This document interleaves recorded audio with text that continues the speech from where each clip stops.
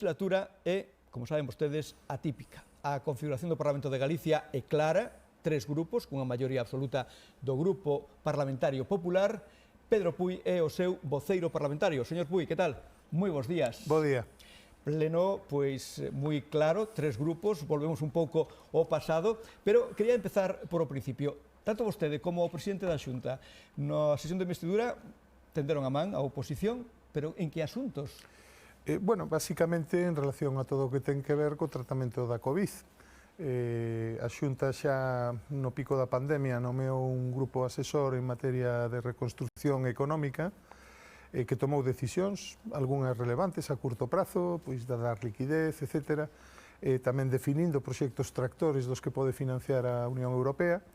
Polo tanto, eso que hai que desenvolver e que é fundamental, porque o financiamento comunitario vai a vir fundamentalmente vencellado a novos proxectos tractores pois que permitan mellorar non só o momento actual, sino en proxectos que teñan futuro no ámbito das novas tecnoloxías, de innovación, no ámbito medioambiental. E todo iso, lóxicamente, sería idóneo, tendo en conta que son proxectos a medio e longo prazo que van a artellar o financiamento europeo para os vindeiros anos e tamén o modelo productivo do país, sería moi bon que fose un acordo amplo quen o respaldase. Basicamente, os acordos teñen que ver non só cos temas sanitarios estritos, sino sobre todo coa recuperación económica que temos que fomentar, dadas as circunstancias actuais que son inéditas. Pero, señor Puy, aí temos un problema. Os orzamentos, hai que preparalos, estamos en setembro, pero para elaborar os orzamentos, acabábamos de comentar antes de empezar esta entrevista, pois hai cuestións previas, como por exemplo, fixar o teito de gasto, saber cal é o crecemento que se estima, e non sabemos nada. Correcto, iso é o problema fundamental que temos agora para planexear o futuro. Estamos agardando a que o Goberno tome a iniciativa e procure un amplo tamén consenso nas Cortes que fagan que sexa posible ter certa certidume sobre os ingresos que van a ter as comunidades, tanto para o ano que ven como sobre todo para o seguinte, porque este ano estamos recibindo fondos como si non houvese crise, o Estado está transferindo por adiantado o que calculou o ano pasado, polo tanto sin crise económica, e probablemente dentro de 2 anos tamén haberá que tomar unha solución con relación aos anticipos deste ano, que evidentemente pois, nos poderían xerar a todas as comunidades autónomas unhas liquidacións negativas incluso maiores das que tivemos que afrontar no pasado que seguimos pagando, non? En que pode axudar o PP en ese sentido? Ben, eu creo que o PP podería axudar na medida en que o partido que está gobernando que ten uns apoios moi febles, como vimos onte mesmo en relación cos fondos municipais, cos aforros municipais e o decreto que foi tumbado nas Cortes. Eu creo que o ideal sería que os dous principais partidos do país se puxeran de acordo en políticas que pactaron en Europa, por outra banda, non? Sin embargo, pois dá a impresión de que o Partido Socialista dubida entre reconstruir en España un pacto semellante ao que se fixo posible as axudas europeas, onde, insisto, non é só cartos, sino tamén é proxectos, non? Que é unha liña de traballo común para toda Europa que se financia, e parece que opta por manter unha maioría moi inestable, porque ademais depende de concesións que non teñen moito que ver ni siquiera coa crise, como pode ser, por exemplo, a mesa de negociación cos cataláns. Volvemos a Galicia. Despois de rematar o estado de alarma, o goberno da Xunta recupera esas competencias e agora viñen as críticas. Din, polo menos, onte tivemos aquí a representante do BNG, antonte o representante do PSDG-PSOE, que, por exemplo, en educación, nos protocolos para iniciar o curso escolar chegan tarde. Ben, o certo é que a Xunta fixe un protocolo para o sistema educativo en xuño, que foi debatido coas centrais sindicais e cos representantes do sector. É certo que houve discrepancias, pero o certo tamén é que desde xuño o protocolo ten mudado moito, porque é algo que caracteriza a situación presente, que o coñecemento sobre o virus é limitado, é difícil facer prediccións e, polo tanto, a situación é moi cambiante. É cambiante non só en xeral no país, sino, como estamos a ver todos os días, pois pode mudar en pequenas vilas ou en cidades en cuestión de horas, non? E, polo tanto, é certo que os protocolos non son algo estático e fixo, sino que teñen que ser algo adaptable ás circunstancias. E tamén é certo que os protocolos que son xerais para o conxunto do país despois teñen unha realidade que hai que aplicar en cada centro, e non é o mesmo un centro educativo que está no medio dunha cidade que é un edificio histórico que ten pouca marxe pois para ampliar espazos que un centro no rural, onde a matrícula tende a ser máis baixa que nas cidades, e onde, polo tanto, hai máis flexibilidade de adaptación no que son os propios espacios. Non? Dito isto, esa é a circunstancia coa que se está a mover toda a sociedade. O que está a pasar nos centros escolares non difire moito do que pasou nos supermercados cando estaba pechada cando estábamos todos confinados, ou o que estaba a pasar en moitos centros productivos que por ser esenciais mantiveron actividade, onde houbo que ir introducindo medidas tamén en función do que imos aprendendo e o que os científicos van aprendendo do virus. Non?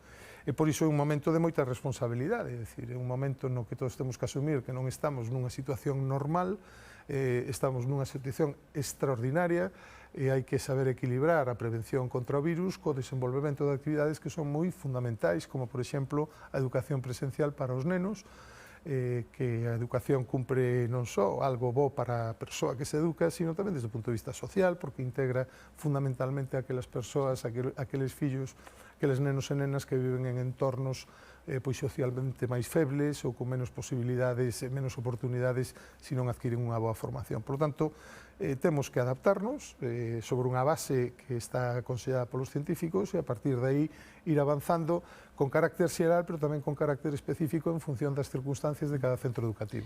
Tema de residencias, importantísimo, acabamos de dar os datos.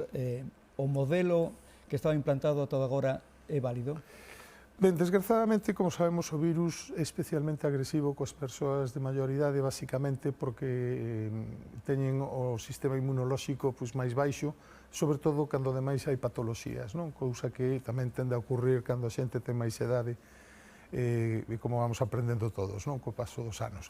Por lo tanto, o que se está a facer é tamén buscar un compromiso entre o acceso a uns centros que sempre van a ter algunha vía de entrada, porque o persoal, lóxicamente, vai á súa casa, convive con súas familias, fai unha vida, digamos, que non é estar todo o día no propio centro de saúde, pero esas limitacións tamén teñen que ter en conta, porque tamén o aprendimos durante o confinamento, que moitas persoas maiores, o seu propio estado de salud, a marxe do contagio da COVID, pois dependen dos contactos sociais, dependen do contacto coa familia, pois para manter certas habilidades mesmo intelectuais, non?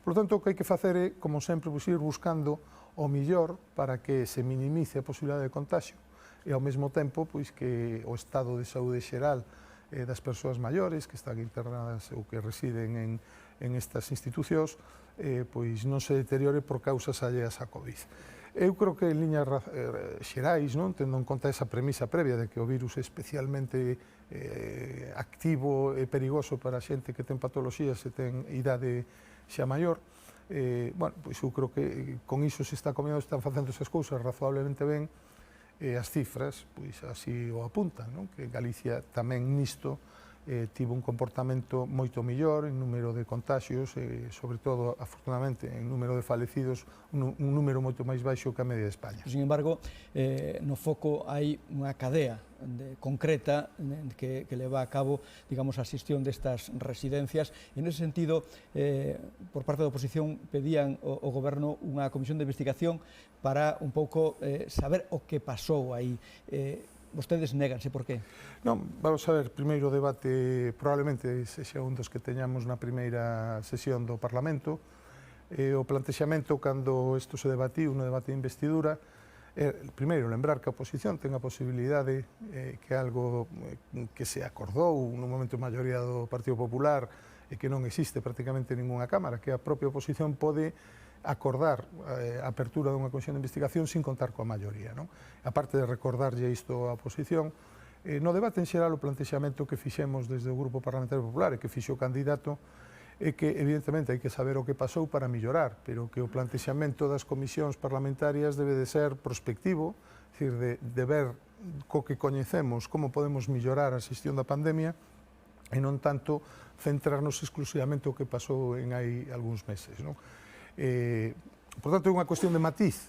Se trata non só de poñer o foco sobre o que pasou, sino que o que interese é saber que imos facer en base ao que coñecemos que pasou. Ese é o noso plantexamento.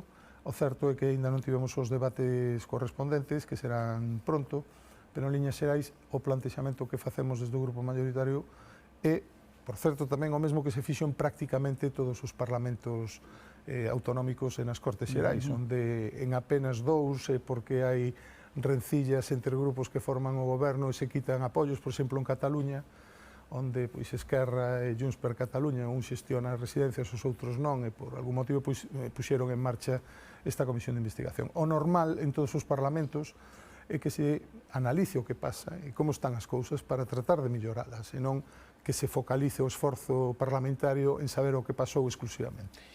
Señor Puín, que dificultades hai na cogobernanza, esa frase que levamos escoitando todo o verán?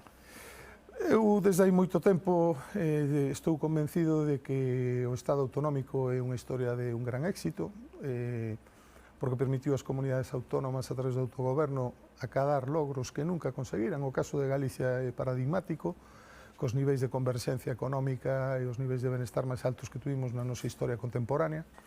Pero é certo que ten unha eiva, e a eiva fundamental é que faltan mecanismos que permitan unha boa integración das vontades de quen exercita as competencias a distintos niveis. Hai moitos anos, todo o mundo sabe, xa ven tempos do goberno de Fraga, que se propuxeron alternativas para mellorar esa colaboración entre administracións. A conferencia de presidentes é un exemplo. Estes días vimos que foi efectiva simplemente para manter un contacto, pero iso hai que institucionalizalo. As conferencias de presidentes hai que tomar decisións, e iso require un traballo previo das distintos equipos que teñen as comunidades autónomas.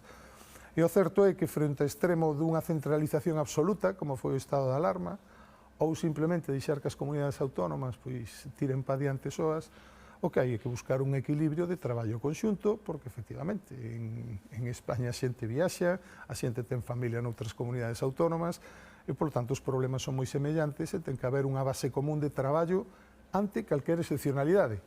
Vímolo no seu día no Prestige e volvemos a velo hoxe en día na pandemia, que eso, a necesidade de que haxe unha boa cooperación entre as comunidades autónomas e o Estado, é unha das eivas do Estado autonómico por donde cumpriría camiñar, e non fronte a intentos de centralización ou ao revés, intentos de absoluta descentralización que cuestións como a pandemia pois poñen en evidencia de que fronte a isto hai que loitar todos xuntos, empurrando e remando na mesma dirección, e non nin asumir o mando único, nin deixar que cada unha faga o que poida. Vostede non está no goberno, pero si é certo que está nese, en termos xornalísticos, grupo cercano ao presidente da Xunta de Galicia. Que se buscou nesta ocasión, con unha maioría absoluta importante no Parlamento de Galicia, que se buscou na configuración do novo goberno? Pois eu creo que o que se buscou foi darlle un novo pulo en aquelas materias que, digamos, que están máis exixidas nestes momentos, E as renovacións nas Consellas de Sanidade e Educación o que buscan é pois darlle un novo impulso as cuestións que están sobre a mesa. A educación e a sanidade nos últimos anos tiveron moi bons resultados de xestión, incluso medidos de acordo con criterios obxectivos, non é un criterio da Xunta, sino que hai informes que avalían a calidade da educación en toda España, en toda Europa e na OCDE, que nos din que a educación mellorou, igual que a sanidade.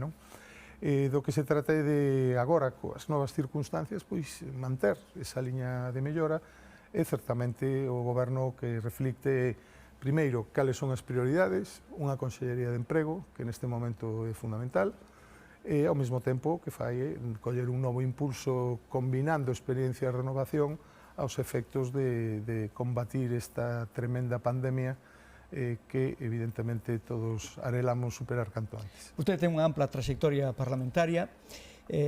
Agora, decía ao principio, volvemos a un Parlamento de 3 grupos parlamentarios. Na pasada legislatura, vostede tamén como portavoz do Grupo Parlamentario Popular, pois tiña en fronte pois un elenco maior de oposición. En que pode cambiar? Prefire este modelo, por decir de algún xeito, o anterior? Ben, eu sou moi respectuoso coa vontade popular, que os cidadáns de Galicia en cada momento deciden quen os representa. O que si é certo que hai un cambio, igual que en Galicia foi o primeiro parlamento onde tiveron un peso importante os partidos populistas, neste caso de extrema esquerda. Afortunadamente en Galicia nunca chegou a entrar o populismo de extrema dereita, pero sí que é certo, e ademais é algo que se pode comprobar en todos os países, que cando non gobernan, porque incluso no Estado, como estamos vendo, chegan a gobernar, a influencia que fan estes grupos é radicalizar aos que teñen máis ideolóxicamente cerca, non? Afortunadamente, Galicia neste momento decidiu que é tempo, digamos, de forzas clásicas ou tradicionais e non estrictamente populistas, e, por tanto, ese condicionamento que ao longo das últimas legislaturas vimos que efectivamente condicionaba o traballo tanto do PSOE como do Bloque, ao desaparecer, confiamos pois que se recupere un certo ton institucional. Eu teño que decir que, de momento, no que foi a posta en marcha do Parlamento, hai 2 días, mesmo os 3 grupos registramos conxuntamente diversas comisións non legislativas, houve un acordo sobre o reparto de iniciativas que vai ir ao pleno, en fin, todo o que foi a posta en marcha desta legislatura, a verdade é que foi... todos cedimos, todos colaboramos para que non houbera ningún problema con isto, cousa que si ocurriu nas legislaturas pasadas. Eu confío que iso tamén permita racionalizar o debate, que, polo tanto, ese condicionamento externo da demagoxia populista non interfira o traballo parlamentario como fixo nas 2 últimas legislaturas. Unha cousa moi breve xa antes de marchar, imos agora ao pleno de Ourense. Que ten que pasar en Ourense? Que vai pasar en Ourense? Que recomenda o PP? Bueno, o PP formaba parte dun goberno no que o socio pois tivo unha serie de problemas, o lóxico é que ese xa ese socio que resolva os seus problemas, procurando a gobernabilidade de unha cidade que ben merece, despois de moitos anos de inacción por falta de maiorías, agora que había, pois ben merece que se artelle un goberno que traballe pola cidade e non ande liado con cuitas que non teñen nada que ver coa boa xestión dos asuntos municipais. Don Pedro Puy, voceiro do Partido Popular, do Grupo do Partido Popular no Parlamento de Galicia, grazas por asistir a este Bos Días, moi bons días. Gracias a vos. E como lle contaba, o voceiro do Grupo Popular, pois o pleno da crise do Concello de Ourense, pois se inicia